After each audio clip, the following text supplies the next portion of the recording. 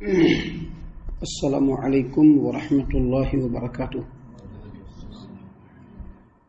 اعوذ باللہ السمیع العلیم من الشیطان الرجیم من ہمزہ ونفخہ ونفثہ۔ بسم اللہ الرحمن الرحیم۔ وقل للمؤمنات یغضضن من ابصارهن ويحفظن فروجهن ولا يبدين زینتهن الا ما ظهر منها وليضربن بخمرهن على جيوبهن ولا يبدين زينتهن إلا لبعولتهن أو آبائهن أو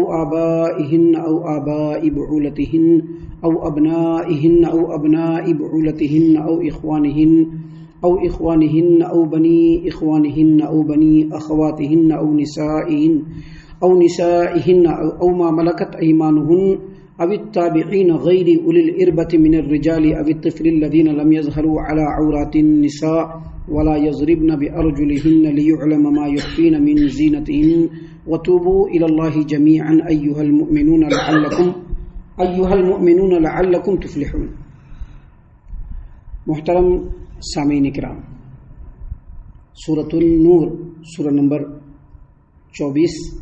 اور اسی صورت سے آیت نمبر 31 آپ کے سامنے تلاوت کی گئی۔ معزز سامعین کرام، یہ جو آیت کریمہ ہے، اس آیت کریمہ میں اللہ تبارک و تعالیٰ نے مومنہ عورتوں کو حکم دیا ہے، ان کے شوہروں کو، اور مومن مردوں کو اللہ تبارک و تعالیٰ نے غیرت دلائی ہے، اور مومنہ عورتوں کو زمانہ جاہلیت کے عورتوں اور مشرکہ عورتوں کے افعال سے ممتاز کرنے کے لیے اللہ تبارک و تعالیٰ نے اس آیت کریمہ میں پردہ کا حکم دیا ہے۔ دیکھیے، جو آیت کریمہ ہے، اس آیت کریمہ کے شان نزول کے تعلق سے امام ابن ابی حاتم نے تفسیر ابن ابی حاتم کے اندر مقاتل ابن حیان، جو تفسیر قرآن کے اندر بڑی مہارت رکھتے ہیں، ان سے بیان کیا۔ مقاتل ابن حیان رحمہ اللہ بیان کرتے ہیں کہ مجھ تک پہنچی کہ جابر بن عبداللہ رضی اللہ عنہ نے بیان کیا کہ اسما بنت مرشدہ بنو حارثہ کے قبیلے میں اپنے باغ کے اندر تھی، تو وہاں پر جب پہنچی تو بہت ساری عورتیں ان کے پاس آئیں جنہوں نے پردہ نہیں کیا ہوا تھا، اپنے سر پہ، اپنے جسم پہ دوپٹہ نہیں رکھا تھا، جس سے ان کے سینے،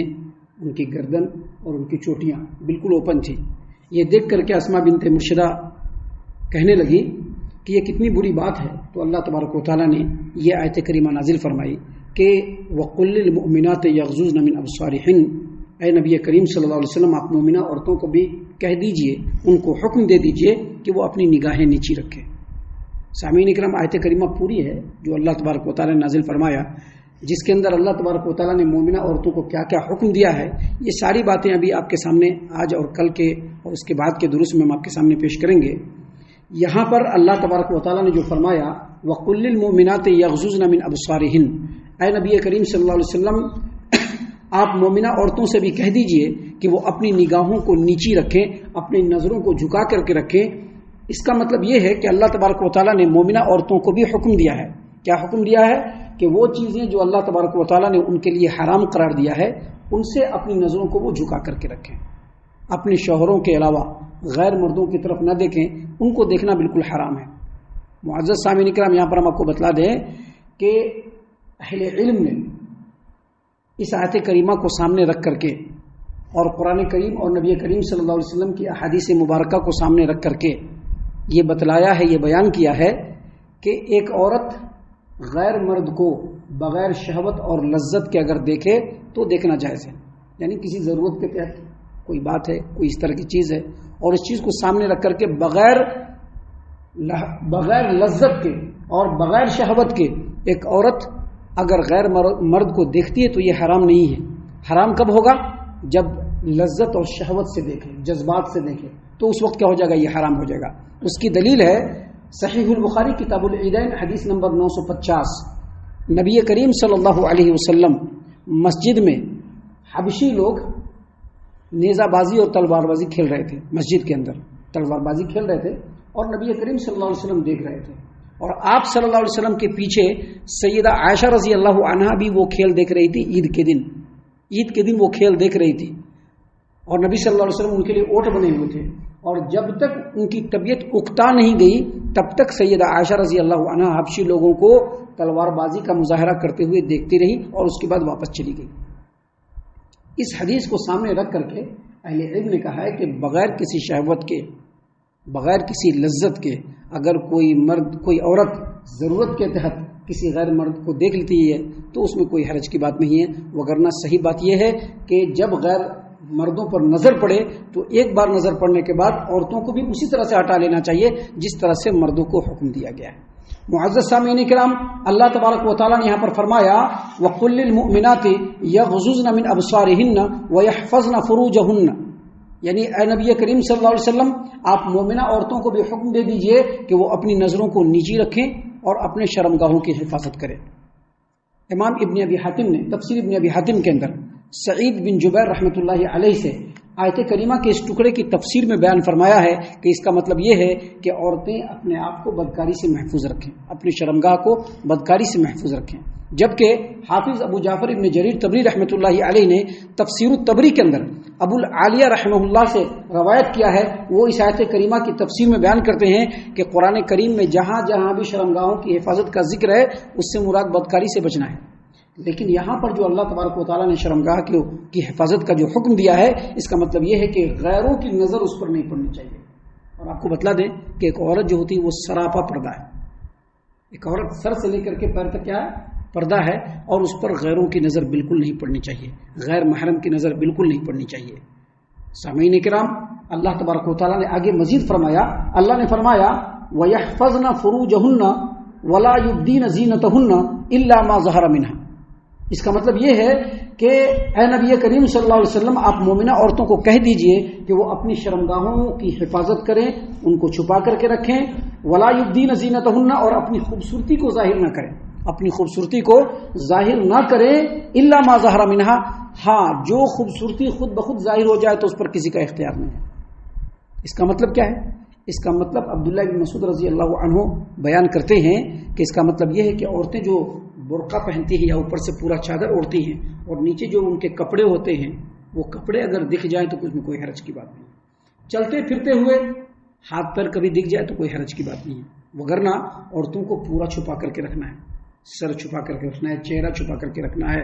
یہ جو سر کے بال ہیں اس کو چھپا کر کے رکھنا ہے، اس کی مینڈیاں چھپا کر کے رکھنی ہے، چوٹیاں چھپا کر کے رکھنی ہے، گردن چھپا کر کے رکھنے ہیں۔ اللہ تبارک و تعالیٰ نے یہاں پر بیان فرمایا وَيَحْفَظْنَ فُرُوجَهُنَّ، اے نبی کریم صلی اللہ علیہ وسلم آپ مومنہ عورتوں کو کہہ دیجئے کہ وہ اپنے شرمگاہوں کی حفاظت کریں، وَلَا يُبْدِينَ زِينَتَهُنَّ إِلَّا مَا ظَهَرَ مِنْهَا، اور اپنی خوبصورتی کو ظاہر نہ کریں مگر جو خود بخود ظاہر ہو جائے، جیسا کہ ہم نے بتلایا ابھی کہ چلتے ہوئے ہاتھ دکھ جائے نو پرابلم، چلتے ہوئے پیر دکھ جائے نو پرابلم، چلتے ہوئے کپڑے اندر کے دکھ جائیں، کیونکہ اوپر سے جب آدمی چادر اوڑھ لیتا ہے یا برقع پہن لیتی ہے تو پورا بدن تو چھپ جاتا ہے، لیکن کبھی کبھی چلتے ہوئے اندر کا کپڑا دکھ جائے تو اس میں کوئی حرج کی بات نہیں ہے۔ آگے اللہ نے فرمایا وَلْيَضْرِبْنَ بِخُمُرِهِنَّ عَلَى جُيُوبِهِنَّ، اور مومنہ عورتوں کو چاہیے کہ وہ اپنے گریبانوں پر دوپٹہ رکھ لیں۔ یہاں پر گریبانوں پر دوپٹہ رکھنے کا مطلب یہ ہے کہ اس انداز میں رکھے کہ یہ گردن بھی نہیں دکھنا چاہیے، یہ سینہ بھی نہیں دکھنا چاہیے، بال کی چوٹیاں بھی نہیں دکھنی چاہیے، مطلب پورے طور پر اس طرح سے باندھ کر کے رکھ لیں۔ کیوں؟ تاکہ پوری چیز چھپ جائے۔ اللہ تبارک و تعالیٰ نے جو حکم دیا ہے اس لیے دیا ہے تاکہ مومنہ عورتوں کی جو صفات ہیں وہ مشرکہ اور دنیا دار عورتوں سے بالکل الگ ہو جائے۔ آپ دیکھیں گے آج کے ڈیٹ میں دنیا دار عورتیں، آج کے ڈیٹ میں بھی، جبکہ یہ چیز زمانہ جاہلیت کے اندر تھا، زمانہ جاہلیت کے اندر عورتیں جب چلتی تھی یا لوگوں کے سامنے آتی تھی تو سینے پر دوپٹہ نہیں ہوتا تھا، جب آتی تھی تو سر کے بال بالکل کھلے ہوتے تھے، چوٹیاں بالکل کھلی ہوتی تھی، یہ گردن بالکل اوپن ہوتا تھا، یہ کان کی بالیاں ان کی دکھتی تھی، اور آج بھی دکھتی ہیں۔ آج بھی آپ دیکھیں گے چاہے مومن، چاہے مسلمان لوگ ہوں، چاہے نان مسلم ہوں، جن لوگوں کے دل میں پردے کا اہتمام نہیں ہے، جو لوگ پردے کو اتنی اہمیت نہیں دیتے ہیں، ان کے گھروں میں یا ان کے باہر ان کے عورتوں کا بالکل وہی حال ہے آج کے ڈیٹ میں بھی۔ تو اللہ تبارک و تعالیٰ نے یہاں پر مومنہ عورتوں کو حکم دیا ہے وَلْيَضْرِبْنَ بِخُمُرِهِنَّ عَلَى جُيُوبِهِنَّ، اے نبی کریم صلی اللہ علیہ وسلم آپ مومنہ عورتوں کو یہ حکم دے دیجئے کہ وہ اپنے گریبانوں پر اپنی اوڑھنیوں کو ڈالے رکھیں۔ اللہ تعالیٰ نے قرآن کریم سورۃ الاحزاب آیت نمبر 59 میں فرمایا یا ایھا النبی قل لازواجک وبناتک ونساء المؤمنین ویدنین علیہن من جلابیبہن ذلک ادنی ان یعرفن فلا یؤذین۔ اللہ تبارک و تعالیٰ نے کہا کہ اے نبی کریم صلی اللہ علیہ وسلم آپ اپنی بیویوں کو، اپنی بیٹیوں کو، مسلمان عورتوں کو یہ حکم دے دیجئے کہ وہ اپنے اوپر سے اپنی چادر کو لٹکا لیں، اپنے اوپر سے کیا کریں، اپنی چادر کو لٹکا لیں. کیوں؟ تاکہ وہ مکمل پردے میں آ جائے اور لوگوں کو سمجھ میں آ جائے کہ یہ عزت والی، شرافت والی، خیر والی عورت ہے اور لوگ اس کو تکلیف نہ پہنچائے. سامعین کرام، یہاں پر یہ پتہ چلا کہ جو پردہ ہے یہ عورتوں کے لیے عزت ہے، ان کی شرافت ہے. بے پردگی، بے حیائی یہ عزت و شرافت نہیں بلکہ کمینگی ہے، اور پردہ جو ہے وہ عورتوں کے لیے عزت ہے. اللہ تبارک و تعالیٰ نے جو فرمایا وَلْيَضْرِبْنَ بِخُمُرِهِنَّ عَلَى جُيُوبِهِنَّ، اے نبی کریم صلی اللہ علیہ وسلم مومنہ عورتوں کو یہ حکم دیجئے کہ وہ اپنے گریبانوں پر اپنی اوڑھنیوں کو ڈالے رکھے. یہاں پر خمرون جو ہے یہ خمارون کی جمع ہے، اور وَلْيَضْرِبْنَ کا مطلب ہے کہ بالکل کس کے باندھ کر کے رکھیں، یعنی جب اس کو لگائیں تو اتنا کس کر کے باندھ کے رکھیں تاکہ ان کے جسم کی خوبصورتی بالکل چھپ جائے اور لوگوں کے سامنے واضح نہ ہو. اس آیت کریمہ کی تفسیر میں امام بخاری رحمۃ اللہ علیہ نے صحیح البخاری کتاب تفسیر کے اندر سیدہ عائشہ رضی اللہ عنہا کی روایت کو بیان کیا ہے. وہ فرماتی ہیں کہ اللہ تعالیٰ اولین زمانے کی جو مہاجرین ہیں ان کے اوپر رحم فرمائے. جب یہ آیت کریمہ اور آیت کریمہ کا یہ ٹکڑا نازل ہوا تو ان لوگوں نے کیا کیا، اپنی چادروں کو بالکل پھاڑ کر کے اس کو اوڑھنی بنا لیا اور اچھے سے اپنے جو ہے جسم کو چھپا لیا اس میں. تو سامعین کرام، یہ جو آیت کریمہ ہے اس میں اللہ تبارک و تعالیٰ نے پردے کے احکام نازل فرمائے ہیں. ابھی آگے اور بھی باتیں ہیں اور یہ بتلایا گیا ہے کہ عورت کو کس سے پردہ کرنا چاہیے. تمام باتوں کو بڑی وضاحت سے اللہ تبارک و تعالیٰ نے بیان فرمایا ہے، جس کو انشاءاللہ کل اور کل کے بعد کے دروس میں ہم آپ کے سامنے پیش کرنے والے ہیں. ہم اللہ سے دعا کرتے ہیں کہ اللہ تعالیٰ ہم تمام کو ان تمام باتوں کے اوپر خوب غور و فکر اور تدبر کرنے کے ساتھ ساتھ ان باتوں پر عمل کرنے کی بھی توفیق عنایت فرمائے. آمین. اللہ تعالیٰ ہم تمام کو صحیح معنوں میں پکا سچا مومن مسلمان بنائے. اللہ اور اس کے رسول صلی اللہ علیہ وسلم کی اطاعت و فرما برداری کرنے والا بنائے. صحابہ کرام رضی اللہ عنہم کے طریقے پر چلنے والا بنائے. جنت الفردوس میں جگہ عطا فرمائے. اے اللہ ہم تمام کو جہنم سے پناہ دے. اے رب العالمین ہم تمام کو جہنم سے پناہ دے. اے مالک الملک ہم تمام کو جہنم سے پناہ دے. آمین یا رب العالمین. وما علینا الا البلاغ المبین.